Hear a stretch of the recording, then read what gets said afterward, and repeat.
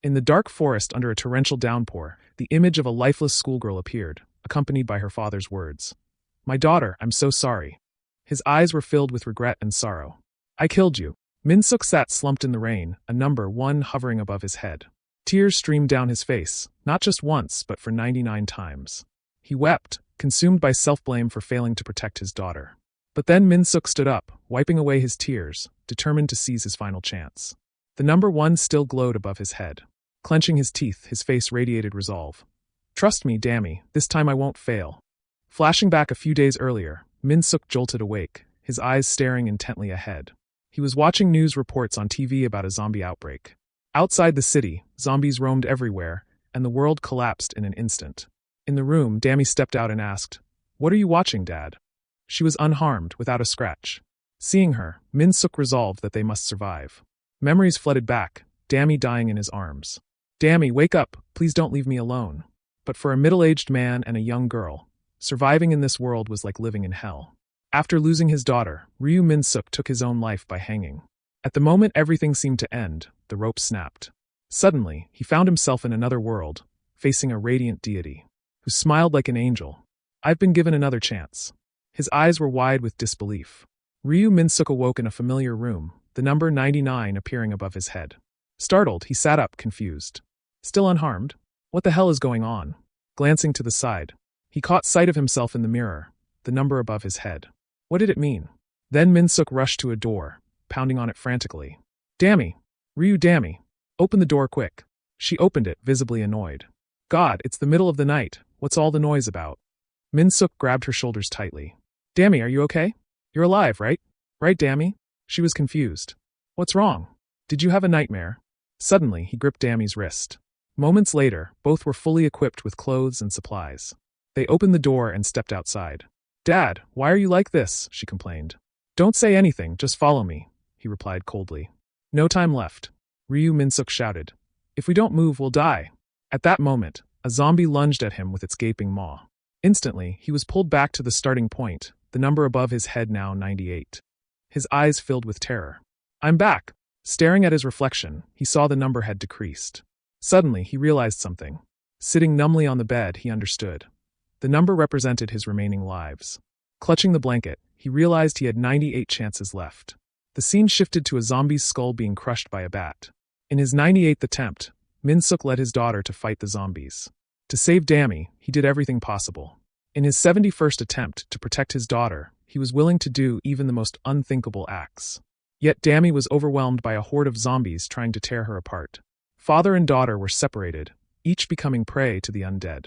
Still, Min-suk gripped his knife, slashing fiercely at them. The number above his head dropped to 52, then to 13. He refused to give up, relentlessly battling the zombies. With an unchanging expression, he cut down one after another, raising his weapon to dispatch them. Behind him, the zombies lay defeated. But his beloved daughter Dammy had been infected, now a lifeless zombie stumbling toward him. Min-suk glanced at her, trembling as she called out, "Dad, save me." Her mouth opened wide, ready to bite his shoulder. He turned and embraced her. "A weak father like me can only watch you die again." Then Ryu Min-suk raised a gun to his temple and fired. Instantly, he was back at the start. Tears still lingered on his face. Opening his eyes, Min-suk's gaze was empty. He sat up, staring ahead. Dammy, half asleep, emerged from her room, confused. "What's going on? It's late, why are you so loud?" Before her, Min-suk was dressed and clutching a knife. Seeing him, Dammy's eyes widened in fear. His expression was terrifying. "Dad!" He reached for her, then pulled her into a tight embrace. Whispering, "I promise, Dammy." Holding her close, he vowed, "Even if I fail hundreds, thousands, or millions of times, I'll survive to save you. Trust me." Suddenly, he shouted, "Got it, my daughter?" Startled, Dammy called out, "Dad."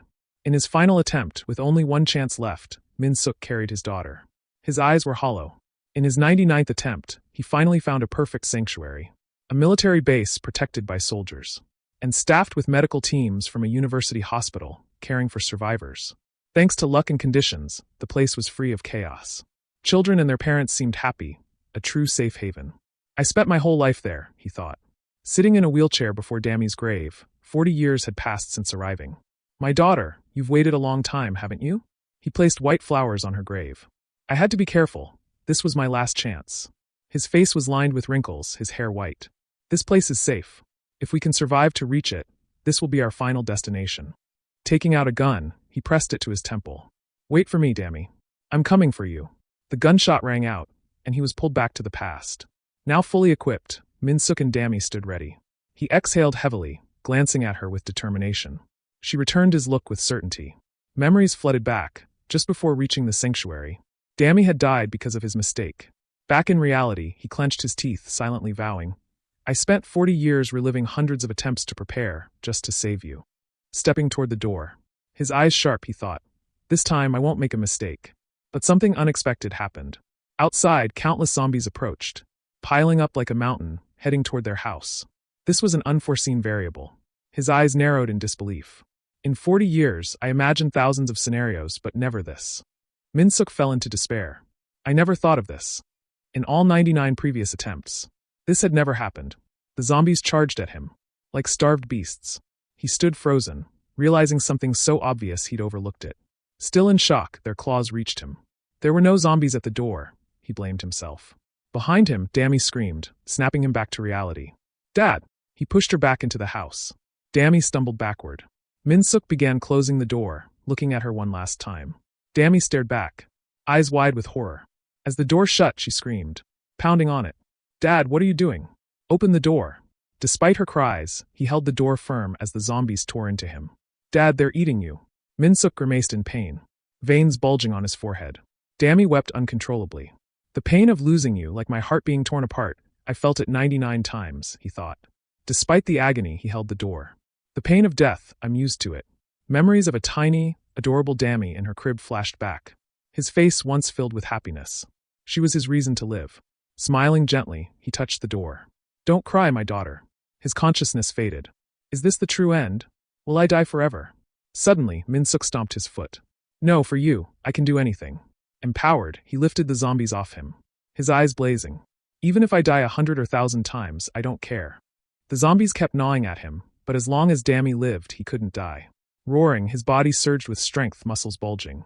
He flung the zombies off. One tried to rise, growling, but Min-suk decapitated it with a single swipe. Alone, he slaughtered the horde. A zombie bit his shoulder, but he bit back, tearing its flesh. Now resembling a zombie himself. He lost consciousness but punched through another's stomach. 3 more were sent flying with a single blow. Another horde gathered, staring at him. His body transformed, muscular with chiseled abs. Looking down at the dead zombies, a red glint of killing intent flashed in his eyes. The horde growled, but inside Dammy collapsed, exhausted from pounding the door. Suddenly, it creaked open, light spilling in. Tear-streaked, she looked up. Min-suk entered, transformed. After my 100th failure, I was given another chance. He spoke softly, Don't worry, Dammy. Even if I'm no longer human, I'll protect you to the end. Covered in wounds, his eyes glowed red, but facing Dammy, he smiled. Are you okay, my daughter? 7 days had passed since the zombie outbreak began. In Maeseong district, nightfall blanketed the city. Inside a house, a golden light glowed, and a soldier looked puzzled. Damn, what's that? It was Min-suk and Dammy who had arrived. A group of soldiers aimed their guns at them. Who are you? They couldn't comprehend how anyone could survive amidst the zombie-infested city and make it here. A bald soldier glared, veins bulging on his face. Gonna stay silent until we blow your head off? Suddenly he froze. What's wrong with your face? A thought struck him, making him pause. Was Min-suk wearing sunglasses to hide his red eyes? The soldier speculated wildly. Are you some celebrity? Why the shades? But Min-suk remained silent, frustrating him. Then a woman appeared, Hairi, nicknamed Poison Spider, former captain of the Tae Squad, full name Cha Hairi. She stood imposingly, glaring at the pair and coldly ordered, Get lost. Hairi approached Min-suk. There's no room here. Find somewhere else. She leaned in aggressively. Didn't you hear me? I said scram. Suddenly, she paused, looking at him with confusion. Min-suk reached out toward Dammy. My daughter's been wandering the streets for a week. Her asthma's flaring up again. Look at how she's suffering. Please, help me save her. Min-suk closed his eyes, delivering a Hollywood-worthy performance. If you can't take us both, at least take her. I'm begging you. Hearing this, Dammy's eyes widened in shock. Hairi softened, her expression shifting.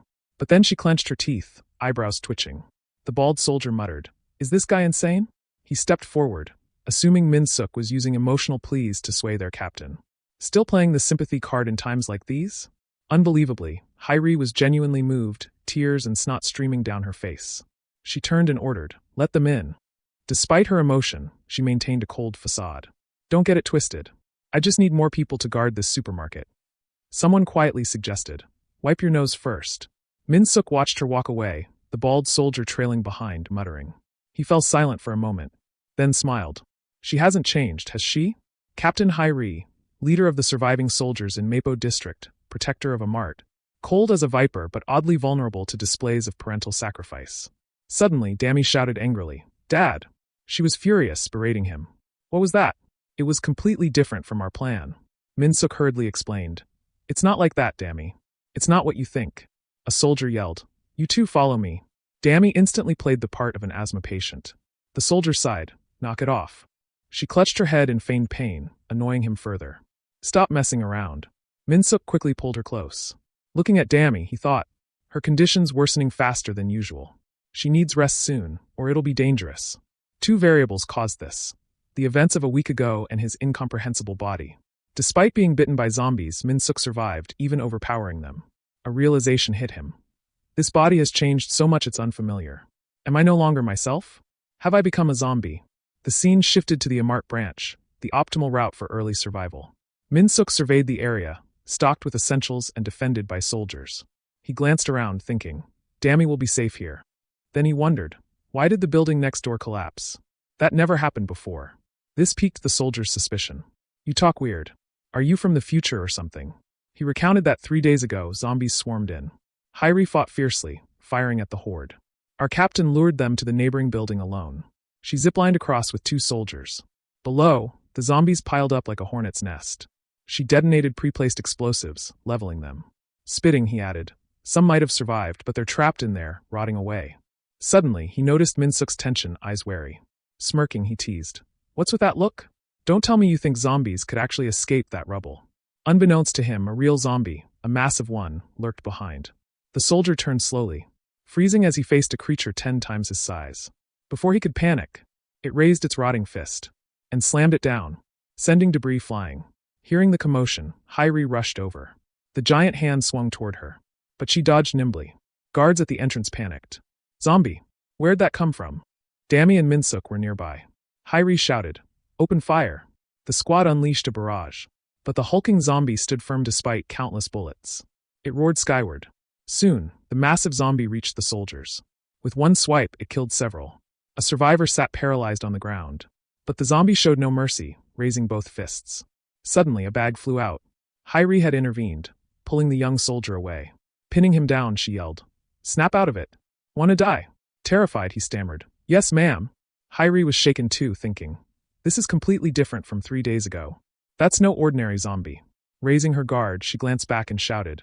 Run to the supermarket. The 4 of them sprinted towards safety. Min-suk interjected. Wait. But Hai-ri cut him off. Shut up and run. Glancing at his exhausted, pained daughter. Min-suk stopped, his brows furrowing.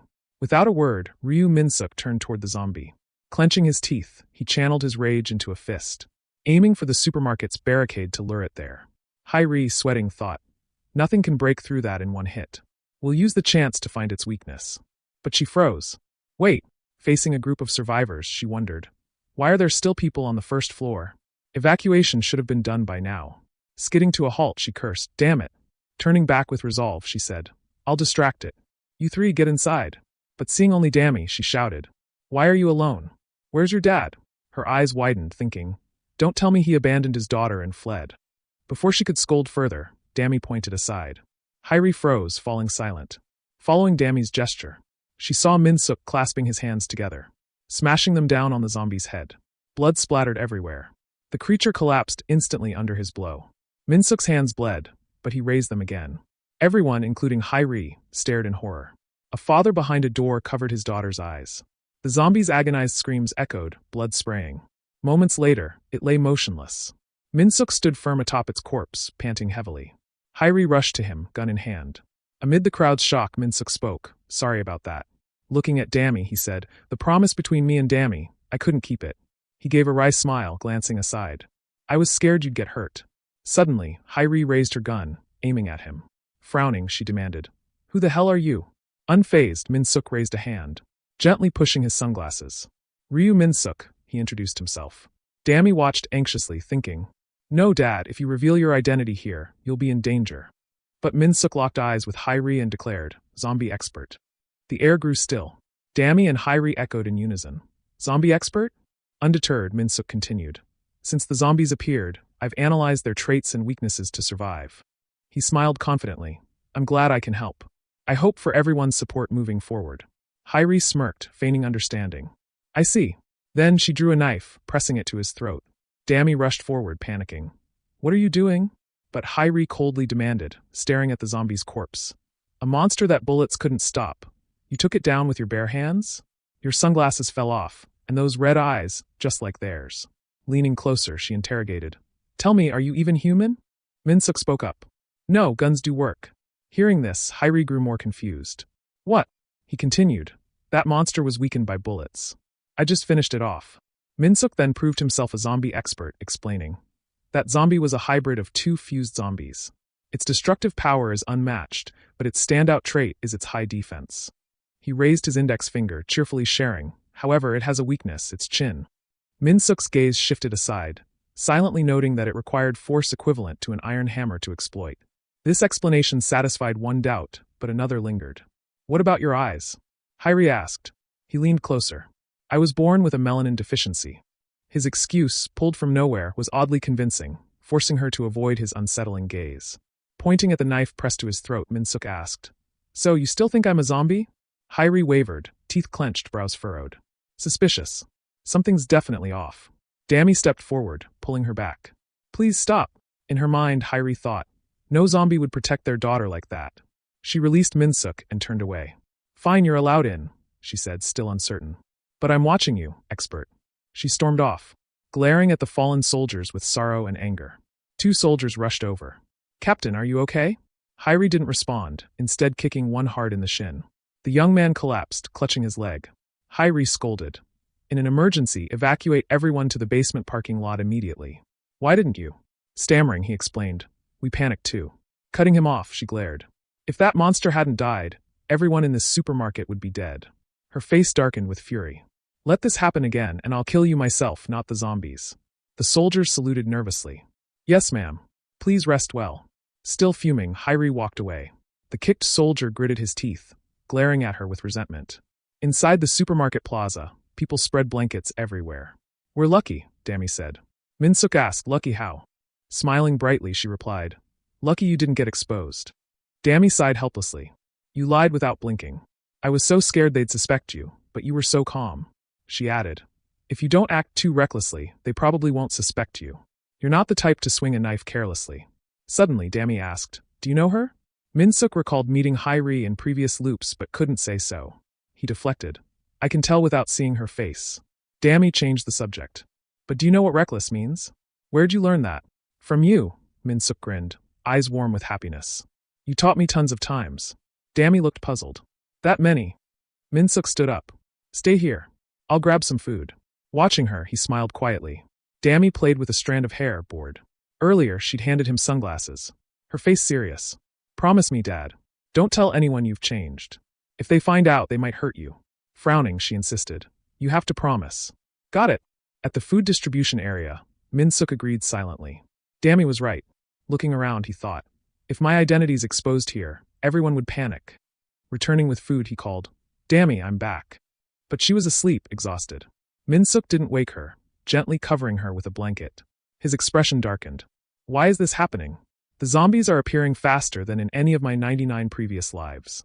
Over 100 gathered at the door, and a mutant zombie appeared within a week. He sat lost in thought. This is an unprecedented variable. Questions swirled. Why were the zombies changing? His face grew grim. I have a bad feeling. Night still cloaked the city, some areas in ruins. In a dense, dark forest, a grotesque zombie appeared, its tongue stretching meters long. Terrifyingly bizarre with countless limbs. It sensed Minsuk, as did others that surged forward like a storm, intent on killing him and Dami. Whether his existence provoked them, or it was mere instinct, one thing was certain. A zombie twisted grotesquely. Suddenly, Ryu Minsuk appeared amidst the horde.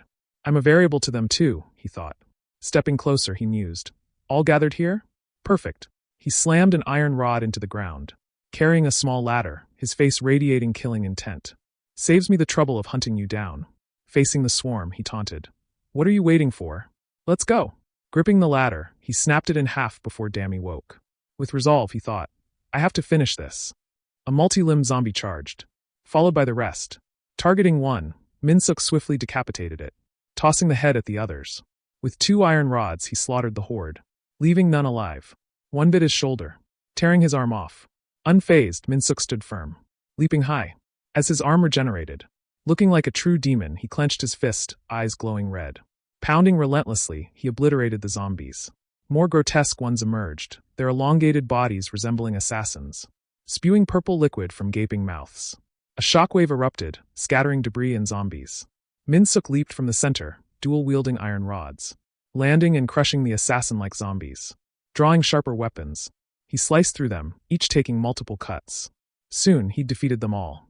Targeting the multi-limbed zombie, it attacked first, its 6 arms reaching for him. Minsuk crushed its skull with one kick. It screamed piercingly, annoying him. Quit whining. He severed its neck. After defeating the horde, his expression remained furious. Dawn broke, and at the supermarket shelter, Dammy still slept in the same position. She stirred, stretching and greeting the morning.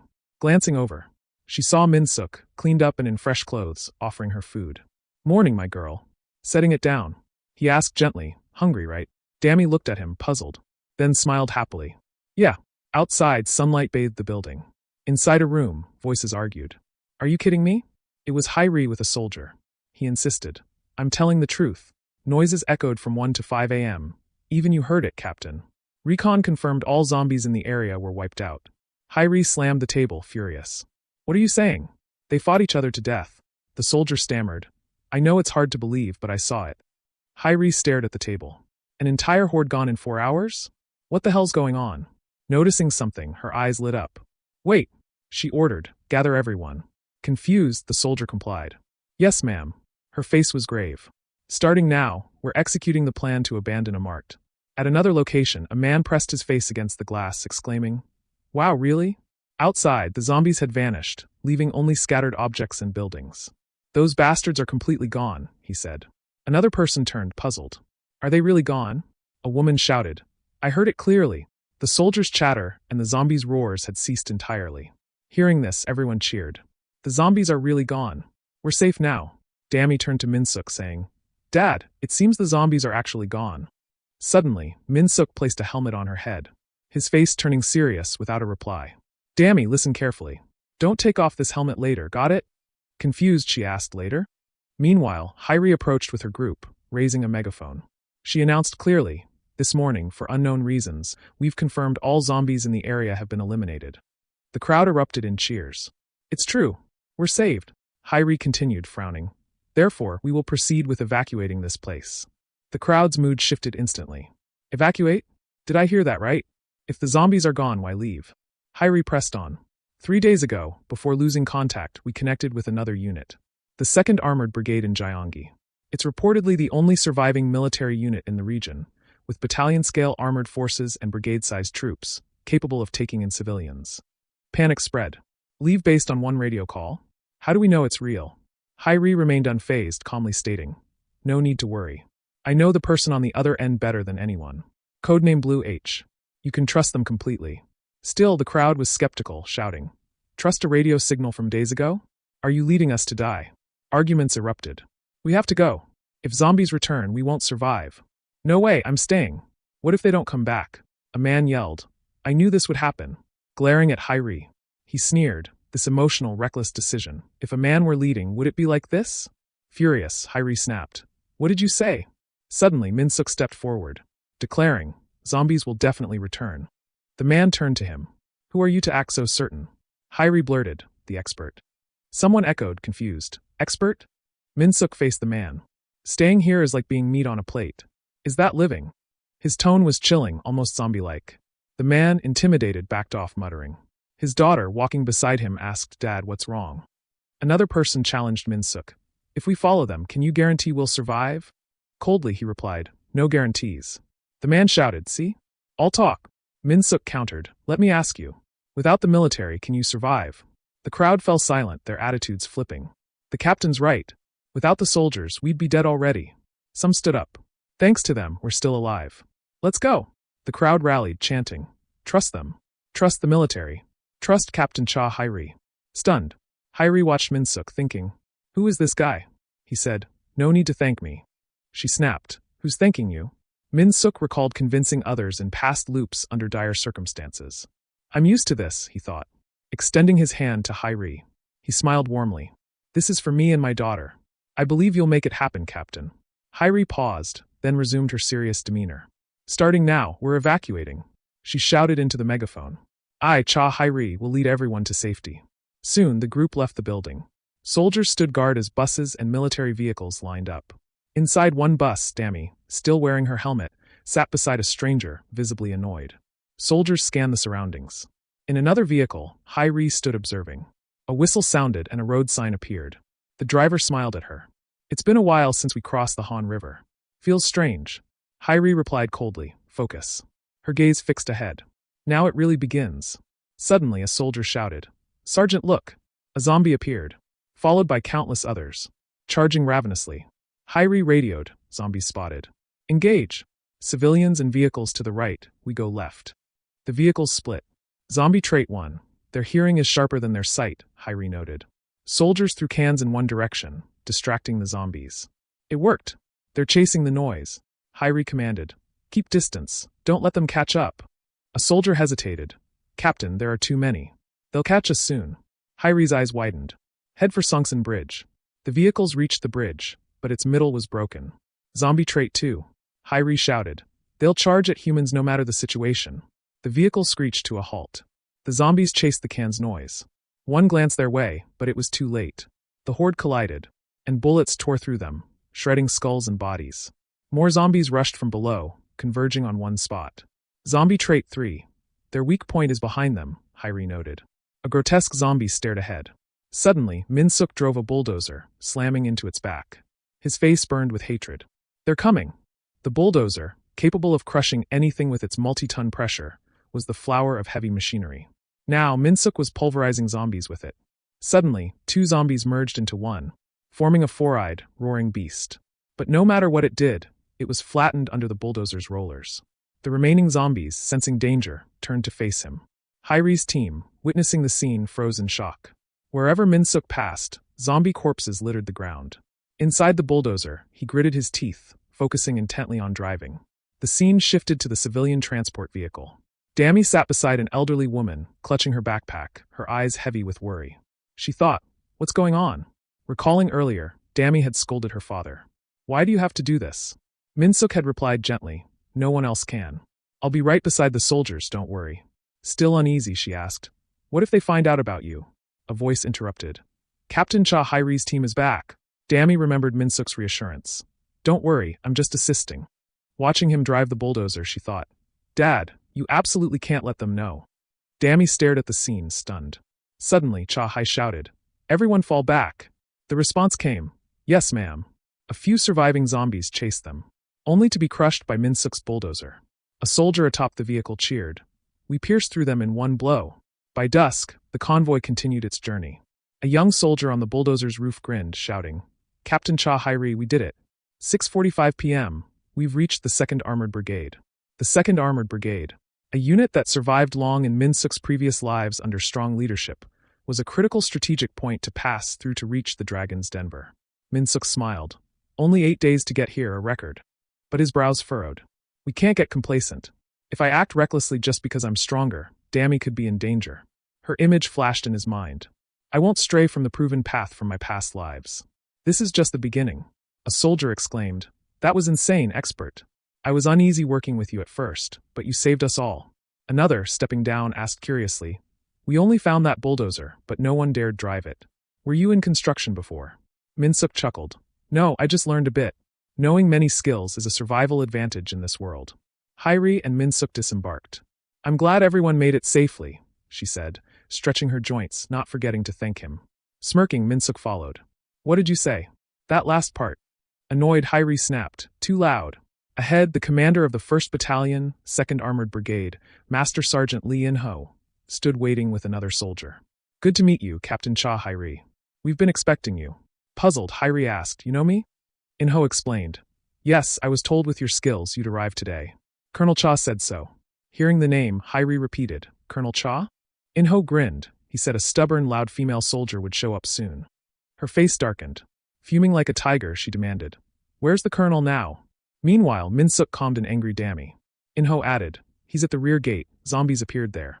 Hyri jolted, alarmed. "The colonel's handling it himself? Leading troops?" In-ho smiled calmly. "No," Hyri relaxed slightly. "Really? He's not young anymore."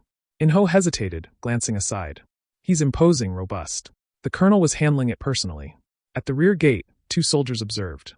One checked his watch, exclaiming, 35 minutes, 27 seconds. He reported, "Brigade Commander, new record." The man, Colonel Cha Pung-ho, former Special Forces commander and current leader of the 2nd Armored Brigade, laughed. "Fists are still better than guns." A zombie lay pulverized at his feet. Smirking, he bared his teeth, thrilled by the carnage. "This kind of slaughter feels good." The young soldiers trembled. "Please use a gun next time, sir. We're here. What if you get bitten?" Pung-ho laughed louder. "Me, bitten by these pathetic zombies? You kidding?" Leaning close to the zombie's face, he muttered, "At my level, one glance tells me everything. How strong are these things?" He shouted. "You lot, with your pathetic fighting skills, would only get in my way." The soldiers sighed. "That's harsh, sir, but true." Pung-ho rubbed his shoulder, grumbling. "Old age spares no one." Glancing aside, he muttered, "Besides those useless kids, isn't there anyone decent out there?"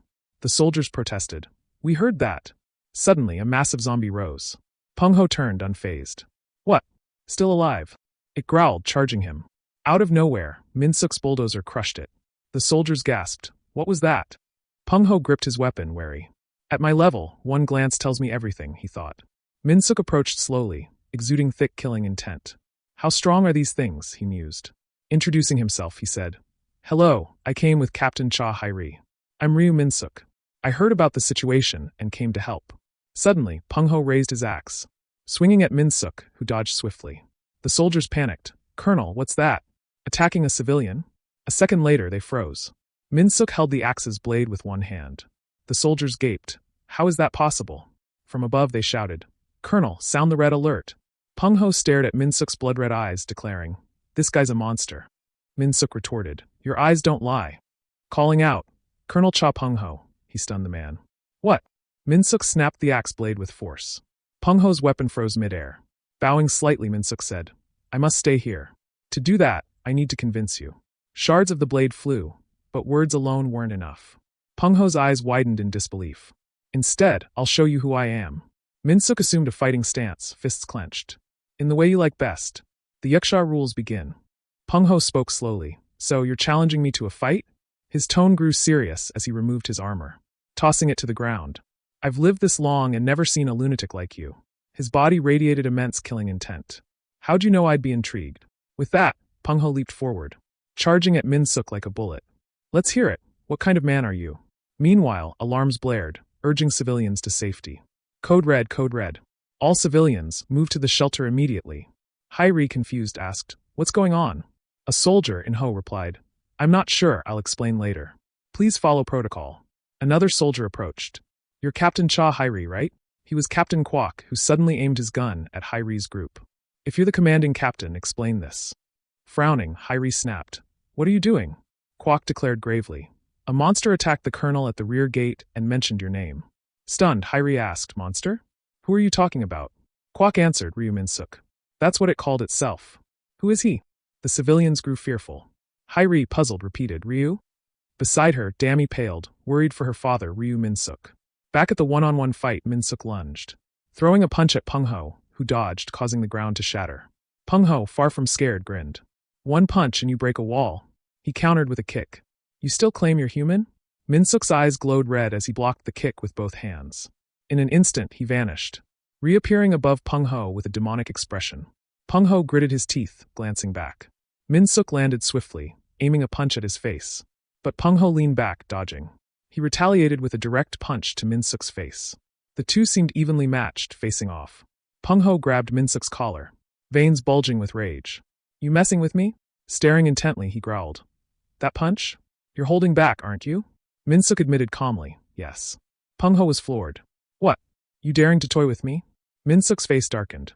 Looking straight at Pung-ho, he said, "If I went all out, I might kill you, Colonel."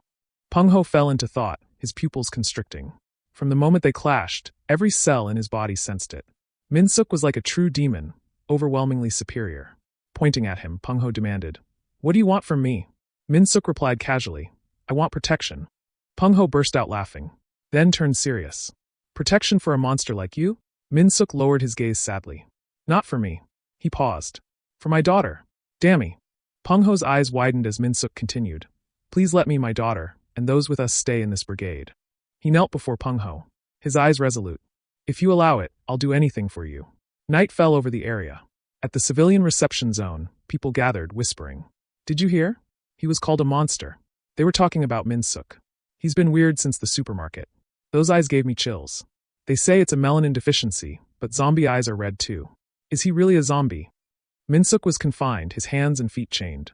Staring blankly ahead, he recalled Peng Ho's words. "Fine, the people you brought can stay." Pointing at him, Peng Ho had added, "But you're the problem. How can I trust someone as dangerous as you?" Minsuk had proposed isolation. "If you can't trust me, lock me in a separate room." Back in the present, he resolved. "No matter how long it takes, I'll prove I'm not a threat." Moonlight streamed through the vent. Suddenly, someone appeared outside it, startling him. It was Dammy. Smiling playfully, she said, "Tada." Seeing her, Minsuk asked worriedly, "Dammy, are you okay?" Standing on a pile of boxes, she replied casually, "Me? Of course I'm fine." She continued cheerfully, "The alerts lifted, and the soldiers treated me well. I got permission to come out here." Recalling the crowd's pointing and gossip in the stuffy shelter, Dammy sighed. Minsuk spoke, "I'm sorry." Confused, Dammy said, "Huh." Avoiding her gaze, he said sadly, "I broke my promise not to get involved again." He asked, "You must be disappointed in me, right?" Dammy lightly tapped his head. Pouting, she said, "Listen, Dad. Without you, we wouldn't have made it here safely." Smiling brightly, she added, "You're my sunshine. Hold your head high, no matter what anyone says." Minsuk listened, stunned by her encouragement. "You've always believed in me." Dammy glanced at her watch, panicking. "Gotta go. Curfew's at 10, or I'll get scolded." Before leaving, she called, "Good night, Dad." He replied warmly, "Good night, Dammy." Watching her leave. Still smiling, Minsuk looked at the sky, feeling happiness. But Dammy stopped running, clenching her teeth sadly. Tears fell onto the grass. Despite her words, she was deeply worried about her father, unable to hold back her tears. Meanwhile, Minsuk bowed his head, pale with concern for her. Footstep approached, and Li and Ho with 2 soldiers appeared. "Ryu Minsuk, the colonel wants to see you," he announced formally. The scene shifted. Peng Ho pointed at a map, holding an object. 20 minutes ago, in Gaejeob, we detected multiple survivor signals via audio equipment, plus an unidentified strange frequency. Minsuk stood before him as Peng Ho continued. "The key to this operation is speed. Too many troops could be a hindrance, so I'm sending only elite forces." Pointing to himself, he grinned, then pointed at Minsuk. "You." Shocked, Minsuk stared in disbelief. Before he could speak, Peng Ho said, "You said you'd do anything for your daughter, right? Prove it." Minsuk broke the chains binding him. The soldiers flinched, alarmed. Looking at Peng Ho, he asked, "When do we leave?" Peng Ho's grin widened, thrilled. Baring his teeth, he replied, "Right now." Like a true demon, Minsuk prepared for the Gaejeob rescue mission.